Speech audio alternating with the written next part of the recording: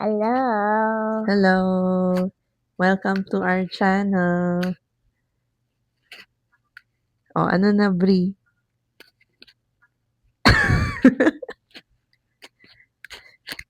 What happened today?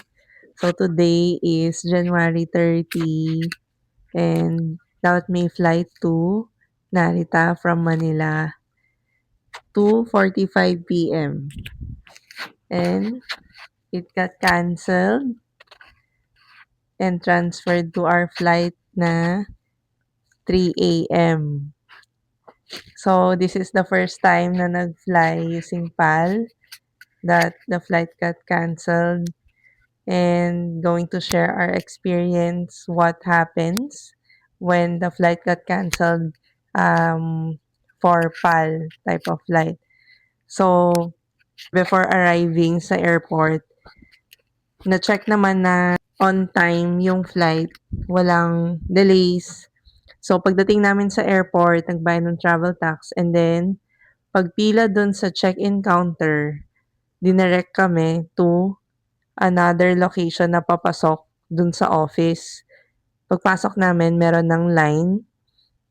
At first, hindi namin alam kung bakit or anong meron. And then, may nag-approach and sabi, canceled nga yung flight.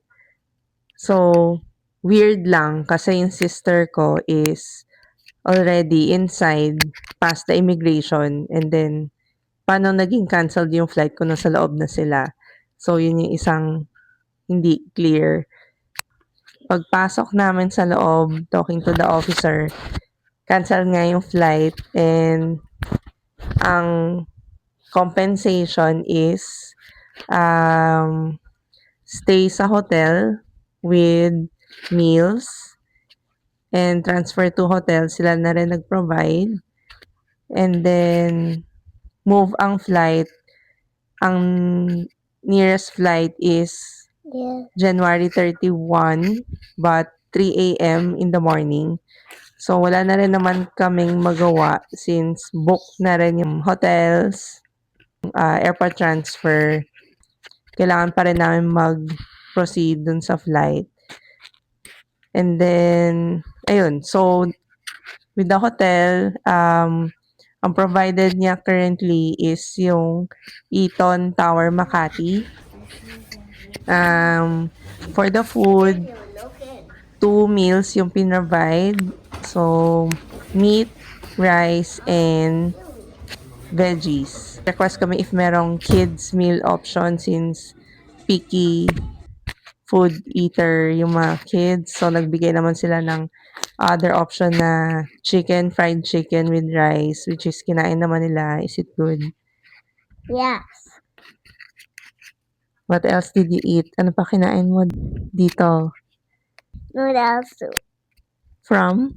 Do you know?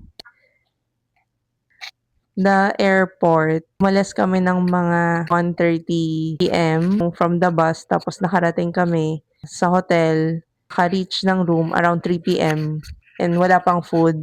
So, ang last meal namin is breakfast. Di pa kami kumakain. That's why bumili na lang kami ng food sa Chowking ng noodles. So, yun yung kinain ng mga kids. And then, yung food is after 1 hour pa dumating sa mga 4. Hindi na naman siya mahintay. So, meron na kaming kinain and then dumating yung food. And then, yung second set ng food is dumating ng mga around 9 p.m. Each one gets a set na food with drink, bottled water. Yung compensation from PAL. Later, may darating para back to the airport. Flight is 3 a.m. Later, we'll check what will happen. Matuloy na kaya ang flight natin. Yeah. And makarating na sa Japan. And that's all for the first part of our trip. See you on the next vlog. Bye!